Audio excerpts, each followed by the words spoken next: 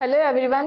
हम लोग modern India की एमसीक्यू सीरीज कर रहे थे जिसमें लास्ट क्लास तक हमने गांधी एंड एरा का एक पार्ट कर लिया था, जिसमें हमने लास्ट बात करी थी गांधी जी के 11 पॉइंट डिमांड लेटर मतलब गांधी जी के 11 सूत्रीय मांग पत्र तक की। आज हम उसके आगे की घटनाओं के बारे में चर्चा करेंगे। चलिए तो फर्स्ट क्वेश्चन देखते हैं। Which of the following was not a decision taken at the Lahore session of 1929? निम्नलिखित में से कौन सा निर्णय लाहौर अधिवेशन में नहीं लिया गया था? लाहौर सेशन 1929, इसमें कौन था प्रेसिडेंट? जेएल नेहरू। हम जानते हैं इसमें सबसे मेजर बात, हमने ये सेशन पहले डिस्कस कर रखा है, इसमें बात हुई थी पूर्ण स्वराज की। ठीक है, तो कंप्लीट इंडिपेंडेंस तो ये तो लिया गया था। Launch of civil disobedience movement and non payment of taxes, ये भी लिया गया था। 26 January 1930 as the first independence day, ये भी सही बात है। Attend of round table conference. पूर्ण स्वतंत्रता, सविनय अवज्ञा आंदोलन शुरू करना और करों का भुगतान नहीं करना। 26 जनवरी 1930 को प्रथम स्वतंत्रता दिवस और गोलमेज सम्मेलन में भाग लेना। ऊपर वाली तीन कंडीशंस हम लोग लाहौर सेशन में पढ़ते हैं, लेकिन राउंड टेबल कॉन्फ्रेंस गोलमेज सम्मेलन में पार्टिसिपेट करने की बात 1929 में इस सेशन में नहीं की गई थी, तो अपना आंसर हो जाएगा ये वाला। कब की गई थी राउंड टेबल कॉन्फ्रेंस की बात? तो गांधी इरविन पैक्ट,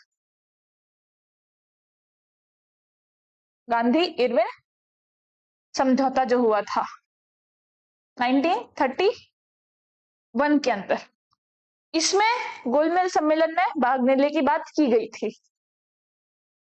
एक बात और, ये जो फर्स्ट इंडिपेंडेंस डे मनाया गया था 26 जनवरी 1930, इस दिन फ्लैग होस्टिंग हुई थी रावी नदी के तट पर। कोई आपको सिंपल सा क्वेश्चन पूछ लेगा कि कौन सी नदी के किनारे फर्स्ट इंडिपेंडेंस डे मनाया गया था, तो रावी नदी के किनारे, ये बात याद रखनी है। नेक्स्ट क्वेश्चन देखते हैं। कंसिडर द फॉलोइंग स्टेटमेंट्स, निम्नलिखित कथनों पर विचार करें।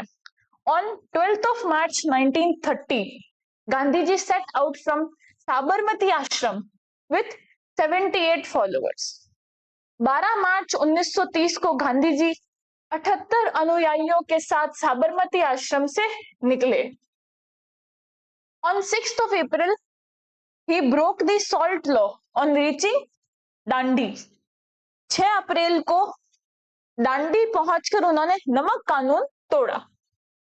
थर्ड स्टेटमेंट करा है एस.सी. बोस मतलब Subhash Chandra Bose compared Dandi march with Mussolini's Rome march. Subhash Chandra Bose ने डांडी मार्च की तुलना मुसोलिनी के रोम मार्च से की थी। इनमें से सही कथन कौन सा है? तो ये सारी घटनाएं हो किस बारे में रही है? ये हो रही है सिविल डिसोबीडियंस मूवमेंट, सविनय अवज्ञा आंदोलन।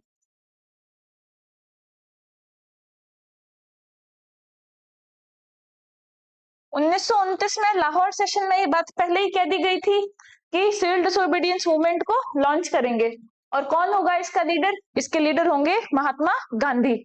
तो 12 मार्च 1930 को गांधी जी अपने 78 फॉलोअर्स के साथ में साबरमती आश्रम से निकले। कहां जाने के लिए? डांडी जाने के लिए। फर्स्ट पॉइंट सही है। 6 अप्रैल को वो डांडी पहुंचे और उन्होंने नमक का कानून तोड़ दिया, ये भी सही है। सुभाष चंद्र बोस ने उनके डांडी मार्च को मुसोलिनी के रोम मार्च से कंपेयर किया, तो ये वाला पॉइंट भी सही है।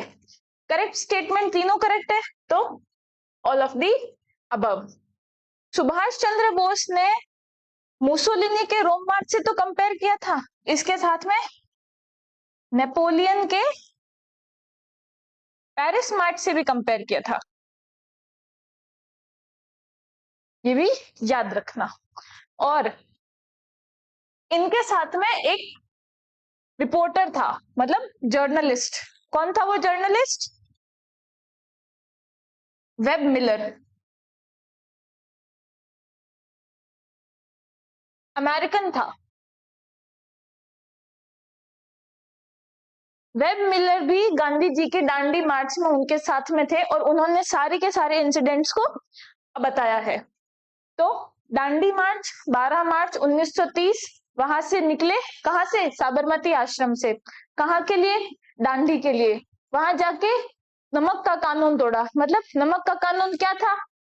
ब्रिटिशर्स ने बोला था कि इंडियंस जो है वो नमक खुद नहीं बना सकते। अब नमक तो बहुत ही बेसिक जरूरत होती है, हर एक इंसान को नमक की जरूरत होती है। इसीलिए गांधी जी ने बोला कि हम इसको एज अ मूवमेंट स्टार्ट करेंगे। क्यों? क्योंकि इसमें मास पार्टिसिपेशन इंक्लूड हो जाएगा। नमक का कानून तोड़ा मतलब गांधी जी ने दांडी जाके उधर समुद्र के किनारे नमक बनाया। सुभाष चंद्र बोस ने उनकी कंपैरिजन किससे की? मुसोलिनी के रोम मार्च से और नेपोलियन के पेरिस मार्च से। और इस इंसिडेंट में गांधी जी के साथ में कौन थे? वेब मिलर, जो कि अमेरिकन जर्नलिस्ट थे। ठीक है, नेक्स्ट क्वेश्चन देखते हैं। कंसिडर द फॉलोइंग स्टेटमेंट्स, निम्नलिखित कथनों पर विचार कीजिए। C Rajagopalachari organized the salt march from Tiruchirappalli to Vedaranyam. C Rajagopalachari ने तिरुचिरापल्ली से वेदारण्यम तक नमक सत्याग्रह का आयोजन किया। सेकेंड पॉइंट कह रहा है के केलपम and T K Madhavan organise the Viacom सत्याग्रह। के केलप्पन और टी के माधवन ने वाइकोम सत्याग्रह का आयोजन किया। Cunningham circular was opposed in Bengal. Cunningham circular का विरोध बंगाल में हुआ। Dharasana satyagraha took place in Gujarat. Dharasana satyagraha Gujarat में हुआ। In Assam Chandra Singh Garhwali refused to open fire on the revolutionaries. Assam में चंद्र सिंह गढ़वाली ने क्रांतिकारियों पर गोली चलाने से इनकार कर दिया। अब इसमें अपने को बताना है इनकरेक्ट स्टेटमेंट, मतलब गलत कथन कौन से हैं। तो civil disobedience movement Gandhi ji ने शुरू तो किया, लेकिन धीरे धीरे ये मूवमेंट ऑल ओवर इंडिया फैलता गया। अलग अलग जगह में अलग अलग लोगों ने इस मूवमेंट को सहयोग किया। सी राजगोपालाचारी ने भी नमक मार्च मतलब सॉल्ट मार्च निकाला। कहां से? तिरुचिरापल्ली से वेदारण्यम तक। जैसे गांधी जी ने कहां से निकाला था? साबरमती आश्रम से दांडी तक। इन्होंने कहां से निकाला? तिरुचिरापल्ली से वेदारण्यम। फर्स्ट पॉइंट बिल्कुल सही है। के केलपन and T K Madhavan organise दी वाइकॉम सत्याग्रह। क्या होता है वाइकॉम सत्याग्रह? वाइकॉम सत्याग्रह था टेम्पल एंट्री मूवमेंट।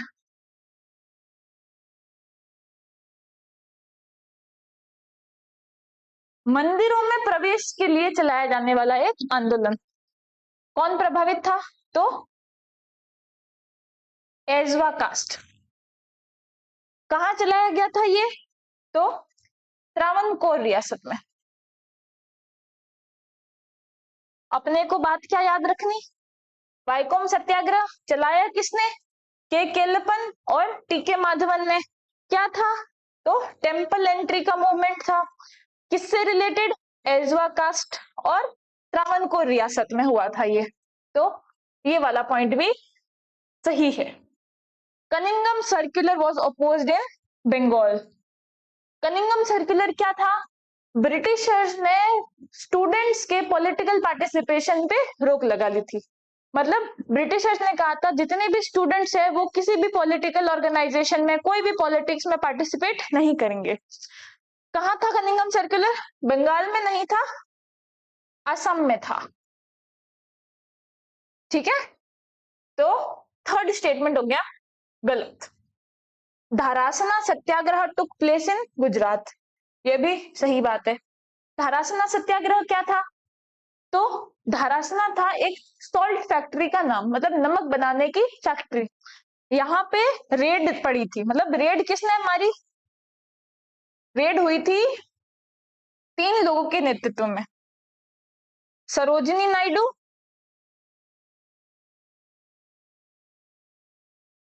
इमाम साहेब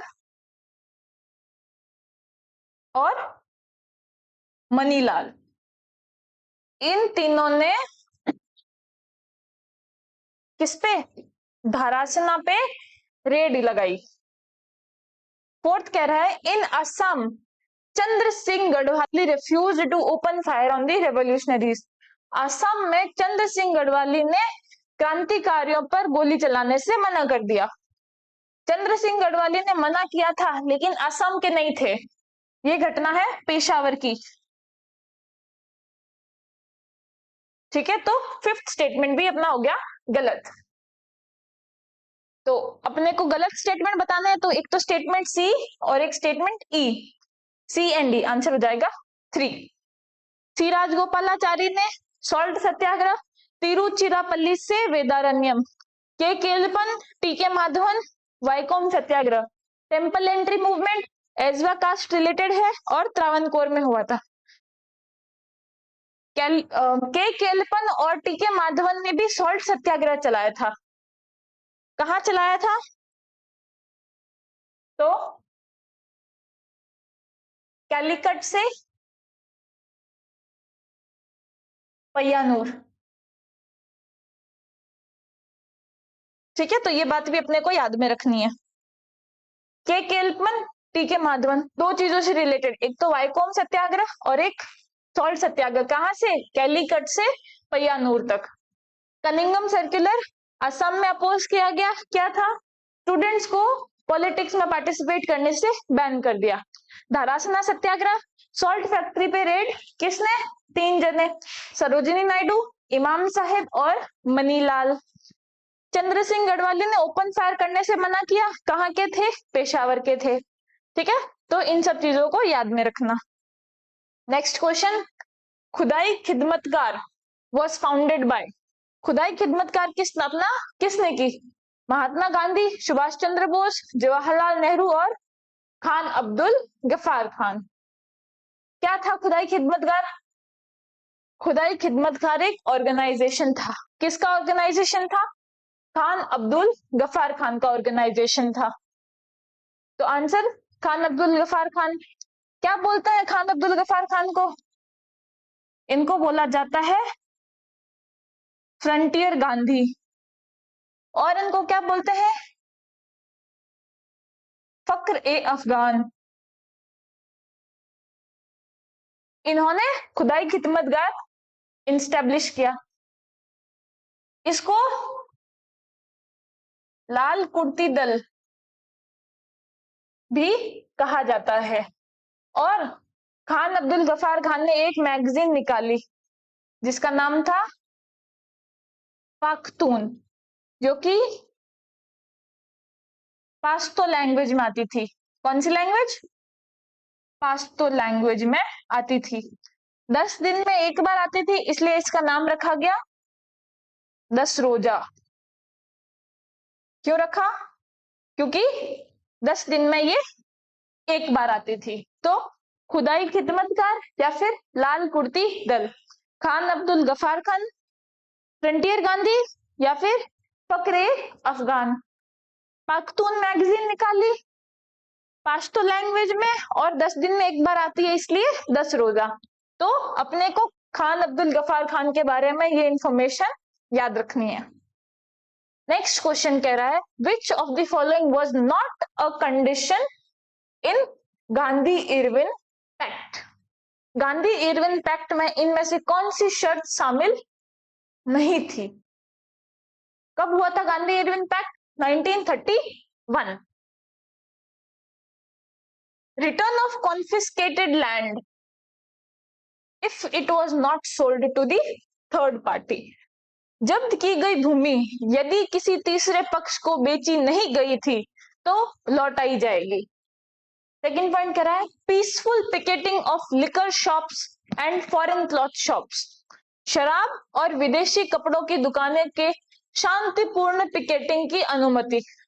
पिकेटिंग होती है धरना। Congress would participate in the next round table conference. Congress अगले गोलमेज सम्मेलन में भाग लेगी। फोर्थ पॉइंट कह रहा है commutation of Bhagat Singh and his comrades death sentence to life imprisonment. Bhagat Singh और उनके साथियों की फांसी की सजा को आजीवन कारावास में बदलना। गांधी इरविन पैक्ट 1931 में यह समझौता होता है गांधी जी और लॉर्ड इरविन के बीच में। यह समझौता होता है इक्वल सिटिंग पे, मतलब इतने दिन तक तो ऐसा कभी नहीं हुआ कि ब्रिटिश गवर्नमेंट और इंडियन रिप्रेजेंटेटिव्स एक ही स्टेप पे बैठे हैं, मतलब एक साथ बैठे हैं, लेकिन इस समझौते को इक्वल फुटिंग पे किया गया था। ब्रिटिशर्स ने कौन कौन सी डिमांड्स पूरी करी, एक्सेप्ट करी, और गांधी जी ने ब्रिटिशर्स की कौन कौन सी डिमांड्स एक्सेप्ट करी। Return of confiscated land if it was not sold to the third party. Peasants, जमींदार अगर टैक्स नहीं देते थे तो ब्रिटिशर्स उनकी लैंड को जब्त कर लेते थे। ब्रिटिशर्स ने बोला कि अगर हमने वो जमीन किसी थर्ड पार्टी को नहीं बेची तो हम वो जमीन आपको वापस दे देंगे। तो ये तो सही है। Peaceful picketing of liquor and foreign cloth shops. Civil disobedience movement में, नॉन कोऑपरेशन मूवमेंट में सब जगह दिखा गया शांतिपूर्ण धरना प्रदर्शन। कहाँ पे? लिकर शॉप्स और फॉरेन क्लॉथ शॉप्स, शराब की दुकानों के आगे और विदेशी कपड़ों की दुकान के आगे शांतिपूर्ण धरना। ब्रिटिशर्स इतने दिनों तक तो उसको क्रश कर देते थे, मतलब उस धरने को हटाने की कोशिश करते थे। अब ब्रिटिशर्स ने बोला आप शांतिपूर्ण धरना दो, कोई दिक्कत नहीं है। सेकंड पॉइंट भी सही है। Congress would participate in the next round table conference. ये बात गांधी जी ने मानी थी लॉर्ड इरविन की। लॉर्ड इरविन ने बोला कि आप राउंड टेबल कॉन्फ्रेंस में पार्टिसिपेट करो, आपकी बात को उधर रखो, हम उस पर सोचेंगे और अगर सही है तो हम आपके लिए वो स्वीकार कर लेंगे। तो ये बात भी सही है। Commutation of Bhagat Singh and his comrades death sentence to life imprisonment. इस टाइम में लाहौर कॉन्स्पिरेसी केस हुआ था। हमने पिछले क्लासेस में भी पढ़ा था कि लाला लाजपत राय की डेथ हो गई थी लाठी चार्ज में, जब वो साइमन कमीशन का विरोध कर रहे थे और उनको स्कॉट नाम के एक पुलिस ऑफिसर ने मार दिया था, मतलब लाठी चार्ज स्कॉट कर रहे थे। भगत सिंह ने क्या करा, स्कॉट की जगह सॉन्डर्स की डेथ हो गई, मतलब सॉन्डर्स को मार दिया। उस चक्कर में भगत सिंह और उनके कॉमरेड, मतलब साथी, कौन कौन? भगत सिंह, राजगुरु और सुखदेव।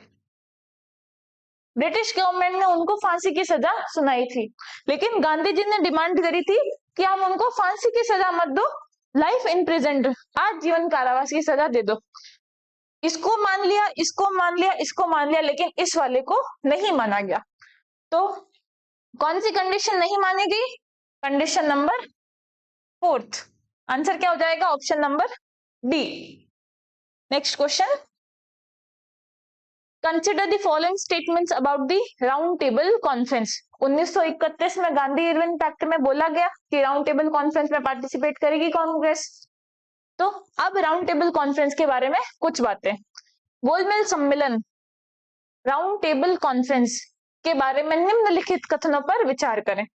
First, RTC. आरटीसी मतलब round table conference was held in London between November 1930 and January 1931. पहला गोलमेज सम्मेलन लंदन में नवंबर 1930 से जनवरी 1931 के बीच हुआ। Congress participated in the second RTC. Congress ने द्वितीय गोलमेज सम्मेलन में भाग लिया। थर्ड पॉइंट कह रहा है Madan Mohan Malaviya and Annie Besant participated in the second round table conference. Madan Mohan Malaviya और एनी बेसेंट ने द्वितीय गोलमेज सम्मेलन में भाग लिया। और फोर्थ पॉइंट कह रहा है separate electorates were demanded by Ambedkar. Doctor Bhimrao Ambedkar ने पृथक निर्वाचन की मांग की। इनमें से सही कथन कौन सा है? गोलमेज सम्मेलन 3 राउंड टेबल कॉन्फ्रेंसेस ऑर्गेनाइज की थी 1930 से लेकर 1932 के बीच में। पहली राउंड टेबल कॉन्फ्रेंस हुई थी लंदन में नवंबर 1930 से लेके जनवरी 1931 के बीच में। ये वाला पॉइंट तो सही है। इसमें कांग्रेस ने पार्टिसिपेट नहीं किया था, ये बात याद रखनी है। Congress participated in the second round table conference, बिल्कुल सही है। कौन थे कांग्रेस के रिप्रेजेंटेटिव? तो महात्मा गांधी। और उनके जहाज का क्या नाम था? राजपुताना।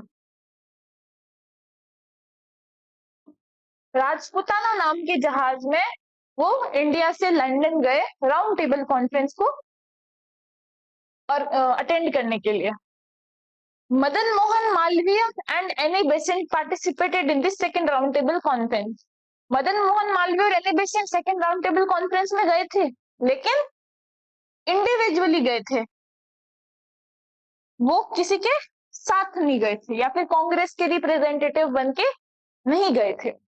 और डॉक्टर भीमराव अंबेडकर ने सेकंड इस राउंड टेबल कॉन्फ्रेंस में सेपरेट इलेक्टोरेट्स की डिमांड की, पृथक निर्वाचन।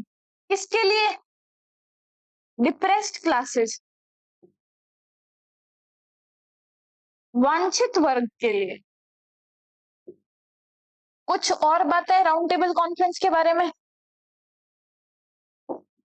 पहले राउंड टेबल कॉन्फ्रेंस के अंदर अपने राजस्थान के 3 राजाओं का नाम आता है,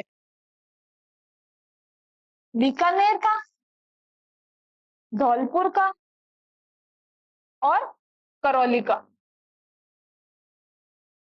बीकानेर के महाराजा गंगा सिंह जी, धौलपुर के महाराजा उदय भान सिंह जी और करौली के राजा जय Singh ji.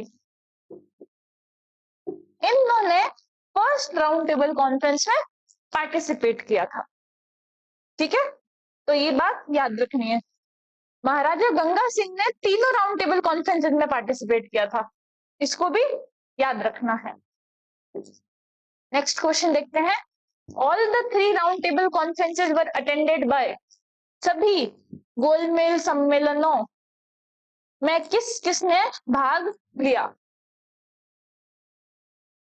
Doctor B are Ambedkar, तेज बहादुर सप्रू, आगा खान 3, सरोजिनी नायडू और एम आर जयकर। तो इसमें अपना आंसर क्या हो जाएगा? भीमराव अंबेडकर ने भी तीनों में पार्टिसिपेट किया था, तेज बहादुर सप्रू ने भी किया था, आगा खान भी थे, एम आर जयकर भी थे। सरोजिनी नायडू ने सिर्फ सेकेंड राउंड टेबल कॉन्फ्रेंस में पार्टिसिपेट किया था, सेकेंड आरटीसी। सरोजिनी नायडू ने पार्टिसिपेट किया था as a representative of governor general. Governor general के रिप्रेजेंटेटिव के रूप में इन्होंने पार्टिसिपेट किया था। तो अपना आंसर हो जाएगा A B C E, A B C E, answer number B. इसमें अपन ने करेक्ट स्टेटमेंट्स नहीं बताई थी, सिर्फ एक्सप्लेन किया था। तो पहली स्टेटमेंट सही है, दूसरी भी सही है, तीसरी भी सही है, तो ऑप्शन हो जाएगा ए बी सी डी, चारों स्टेटमेंट सही है। ठीक है, नेक्स्ट क्वेश्चन देखते हैं। Which of the following was not the provisions of the communal award? निम्नलिखित में से कौन सा प्रावधान सांप्रदायिक पुरस्कार नियम 95 का हिस्सा नहीं था? In the provincial legislatures, seats were to be distributed on communal basis. प्रांतीय विधानसभाओं में सीटों का बंटवारा सांप्रदायिक आधार पर किया जाएगा। सेकेंड पॉइंट कह रहा है the existing seats of the provincial legislatures were to be doubled. प्रांतीय विधानसभाओं की मौजूदा सीटों की संख्या दुगनी कर दी जाएगी। थर्ड पॉइंट कह रहा है 3% seats were reserved for women in all provinces. सभी प्रांतों में महिलाओं के लिए 3% सीटें आरक्षित की जाएंगी। In Bombay 7 seats were reserve for the Marathas. Bombay प्रांत में मराठाओं के लिए 7 सीटें आवंटित की जाएगी। कम्युनल अवार्ड कब आया था ये? 1932 में। डॉक्टर बी आर अम्बेडकर ने राउंड टेबल कॉन्फ्रेंसेस में सेपरेट इलेक्टोरेट्स की बात की थी। अब उस टॉपिक को लेके गवर्नमेंट ऑफ ब्रिटेन लेके आई थी कम्युनल अवार्ड। इसके अंदर क्या क्या बातें थी? तो प्रोविंशियल लेजिस्लेचर के अंदर जितनी भी सीट्स हैं उन सब सीटों को कम्युनिटी के बेसिस पे डिवाइड कर दिया, मतलब संप्रदाय के हिसाब से उन सबको बांट दिया गया। ये वाला पॉइंट सही है।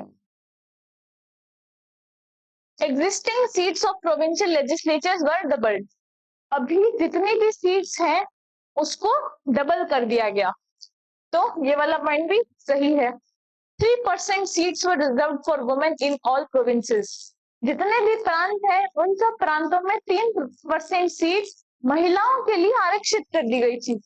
तो 3% सीट्स आरक्षित की थी महिलाओं के लिए, लेकिन सभी प्रोविंसेस में नहीं, एक को छोड़कर। किसको?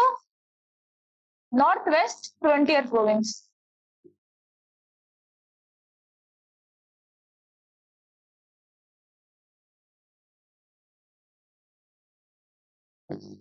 सारे के सारे प्रोविंसेस में की थी, सिर्फ एक को छोड़ के, मतलब ये अपना स्टेटमेंट गलत हो जाएगा।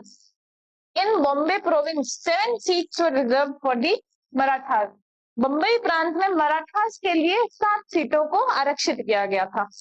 ये बात भी बिल्कुल सही है। तो अपने को क्या पूछा था? नॉट दी प्रोविजन, इनमें से कौन सा नहीं था? तो ऑप्शन नंबर सी। ठीक है,